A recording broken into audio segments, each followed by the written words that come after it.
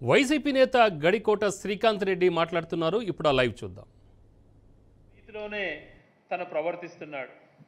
అలాగే కుంటి సాకులు చెప్పకుండా మేనిఫెస్టోలో ఏమి చెప్పామో అన్నీ కూడా తూచా తప్పకుండా అమలు చేశాం.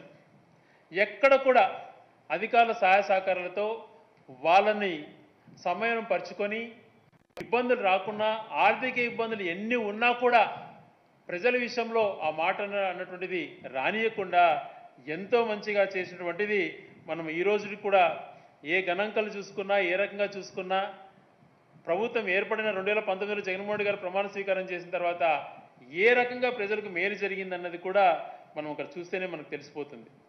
కానీ చంద్రబాబు నాయుడు గారు ఉద్యోగస్తులను బెదిరించినటువంటి రీతిలో నేను మళ్ళీ 95 నాటి ముఖ్యమంత్రిని అయిపోతాను, మీ సంగతి తేలుస్తాను అని మాట్లాడుతున్నాడు.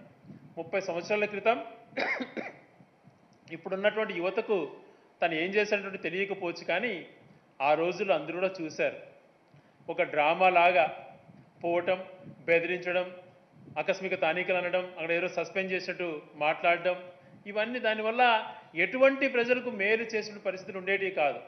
కేవలం తాను 94లో ఎన్టీ రామారావు గారిని దింపేసి ప్రజాబలం ఉన్నటువంటి నాయకుని దింపిన తర్వాత ఇతనికి ప్రజాబలం లేదు, ఏదో రకంగా డైవర్ట్ చేయాలన్న ఉద్దేశంతోనే ఆ కాలంలో డైవర్షన్ పాలిటిక్స్ చేస్తూ పలువురు విషయాలలో ఏదో ఈయన గురించి చర్చించుకునే విధంగా చేశాడు. కానీ ఏ ఒక్కరికి కూడా మేలు చేసే విధంగా కూడా, ప్రజలకు మేలు చేసే తత్వంతో కూడా తను వివరించలేదు. కేవలం డ్రామా కోసం ఆ వార్తలను వండి వారించి ఇతనికి మీడియా తోడుంటుంది కాబట్టి ఆ ఎల్లో మీడియాలో ప్రొజెక్ట్ చేయించుకొని ఇంద్రుడు చంద్రుడు అవి చేశాడు ఇవి చేశాడు అన్నటువంటి ప్రొజెక్షన్స్ మాత్రం తెప్పించుకునేవాడు తప్పితే వేరేది ఏ రకంగా కూడా చేయలేదు. ఏ ప్రభుత్వానికైనా, ఏ ముఖ్యమంత్రికైనా కొన్ని గీటురాయలు ఉంటాయి, కొన్ని మైల్ స్టోన్స్ ఉంటాయి. ఆ మైల్ స్టోన్స్లో ఎవరు పేద ప్రజలకు మేలు చేశారు, ఏ ప్రభుత్వంలో రాష్ట్రానికి మంచి జరిగింది, అటు పేదలకు మంచి జరిగింది అన్నటువంటి కంపారిజన్ తీసుకోవాలి. మరి చంద్రబాబు నాయుడు గారు ముఖ్యమంత్రిగా ఉన్నప్పుడు సంక్షేమంలో పెద్ద ముందుకు పోయింది లేదు, అభివృద్ధిలో పెద్ద ముందుకు పోయింది లేదు. ఇదే మరి రాజశేఖర రెడ్డి గారు ముఖ్యమంత్రిగా ఉన్నప్పుడు, ఉమ్మడి రాష్ట్రంలో ఉన్నప్పుడు కూడా, ఉమ్మడి రాష్ట్రంలో 10 సంవత్సరాలు చంద్రబాబు నాయుడు గారు ముఖ్యమంత్రిగా ఉన్నప్పుడు పారిశ్రామిక రంగంలో కానీ, వ్యవసాయంలో కానీ, ఇటు సంక్షేమంలో కానీ ఎక్కడ ఇది లేదు. అదే 5 సంవత్సరాలు పరిపాలన చేసినటువంటి రాజశేఖర రెడ్డి గారు పూరి గుడిసెలు లేకుండా పక్కా గృహాలు అందరికీ ఇవ్వడం అయితేనేమి, పేదవాళ్ళకు ఫ్రీగా ఉచిత విద్యుత్ ఇవ్వడం అయితేనేమి, పేదవాళ్ళకు పూర్తిగా ఉచిత ఆరోగ్యం ఇవ్వడం అయితేనేమి, రైతులకు రుణమాఫీ చేయడం అయితేనేమి, ఉచిత విద్యుత్ ఇవ్వడం అయితేనేమి, ఇలాంటి ఎన్నో కార్యక్రమాలు చేస్తూ మరొక పక్కన అభివృద్ధి ఎందుకంటే ఏ రిపోర్ట్ చూసినా ఆ కాలంలో చంద్రబాబు నాయుడు గారు పరిపాలన చేసిన కాలంలో 10 సంవత్సరాల్లో ఉన్నటువంటి గణాంకాలు కానీ, రాజశేఖర గారు పరిపాలన చేసిన 5 సంవత్సరాల గణాంకాలు ఉమ్మడి రాష్ట్రంలో నేను చెప్తున్నాను, గణాంకాలు పరిశీలన చేస్తే ఎంతో ముందుకు పోయింది రాష్ట్రం రాజశేఖర గారు 5 సంవత్సరాల పీరియడ్లో.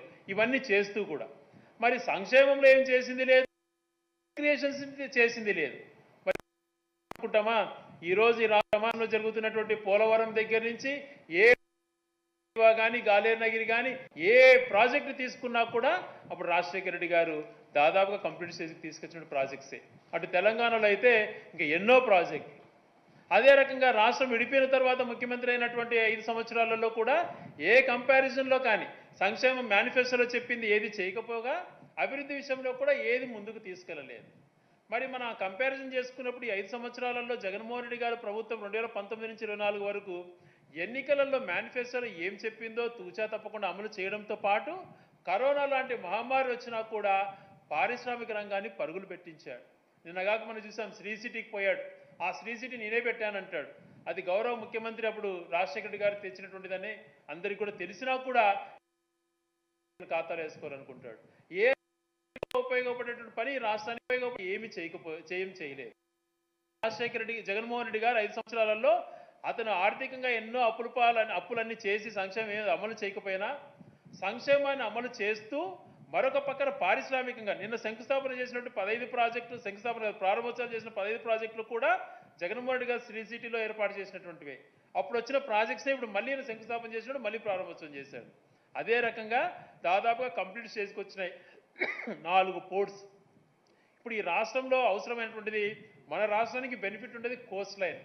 ఈ రాష్ట్రానికి ఉద్యోగ కల్పన జరగాలన్నా